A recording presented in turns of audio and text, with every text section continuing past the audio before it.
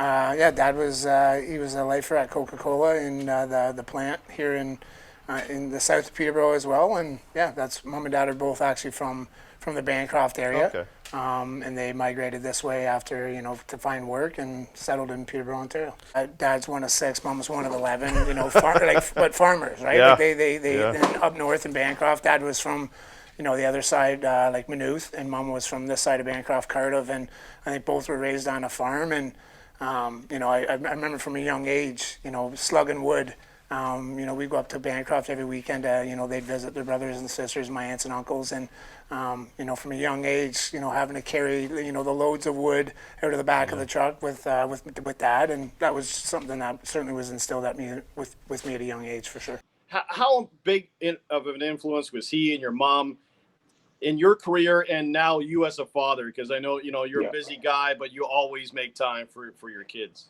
Yeah, no, definitely. Obviously my dad was a big influence on me, growing up and becoming a father, and my parents always supported me 100%.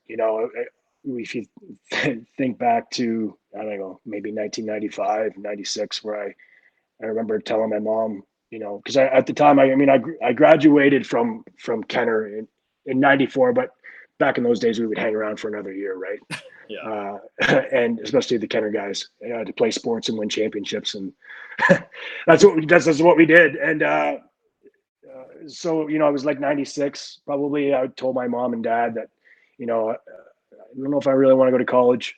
I kind of want to go down to the States and go to a wrestling school. And they never really said no, but they kind of laughed about it and didn't know if I was really serious about it. But as the years went on, they found out how serious I was and supported me, and not only like financially, but obviously emotionally too, because you're away, and I was away. I had a young family at the time, and helped out tremendously in that aspect. So I owe them a lot. Your grandfather that owned Fisher Gage or started it, or who was No, that? it was my father, Frank Fisher, Yeah. and his brother Bill Fisher that started it all in the chicken coop behind their house, which was on Sophia Street at Armour Road.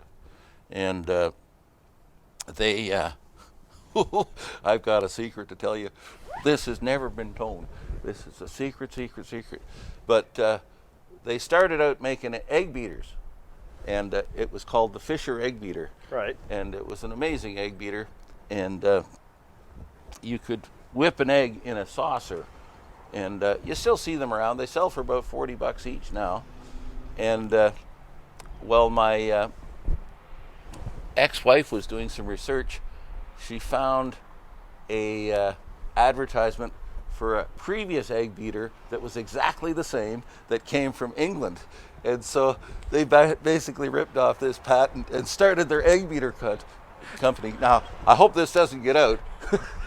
I always enjoy this story. Dean Morton, who's a referee in the NHL, Dean lived right across the street from St. Alphonsus and knew every kid at that school. And we took a bus down, the kids from St. Teresa's.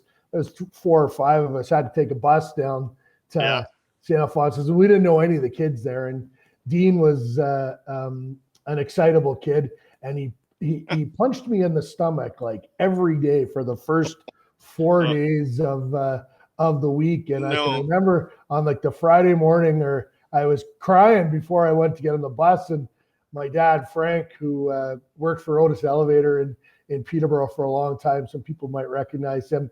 He's like asking me what's going on, what's wrong, and I said, this guy, Dean Morton, this guy Dean keeps punching me, and my dad just kind of, and I think just not even thinking what he was saying, said, well, punch him before he can punch you. And so sure enough, that morning I popped Morty right on the beak, and we've been friends ever since. Your dad used to have a little car lot, and you grew up in the business. It's in your blood. That's exactly right. Yeah, my dad had a small lot, and I learned from him back when I was tall enough to clean hubcaps, basically, and then worked my way up from doing that, and then find myself here helping the team sell cars and keeping people in Peterborough driving great Nissans. 8-year-old son, Aiden, to see Pearl Jam in Berlin. So we lined up, and we had floor seats. It was general admission because in Europe it's all general admission. And we were very close to the front at the end of the show. Eddie Vedder gives my son the tambourine. So, No way, that's awesome. and then I stole it from my son. Yeah, well, hey, that's you're protecting it for him. Oh yeah, it's yeah. Yeah. So that's really cool. Yeah. Well, Pete, as you know, I'm involved in the PHA. Well, I'm involved in the kids' hockey teams, and I stand on the bench. I call myself the professional door opener, to leave the kids in and out. And I remember one night on the way home, I was telling my young lad, I said, when the puck goes behind the net, get it around the boards. And he was like, but how do you know, Dad? You can't even skate. So it's my claim to fame that I'm the only. It's my claim to fame that I'm the only hockey coach in Canada that cannot skate.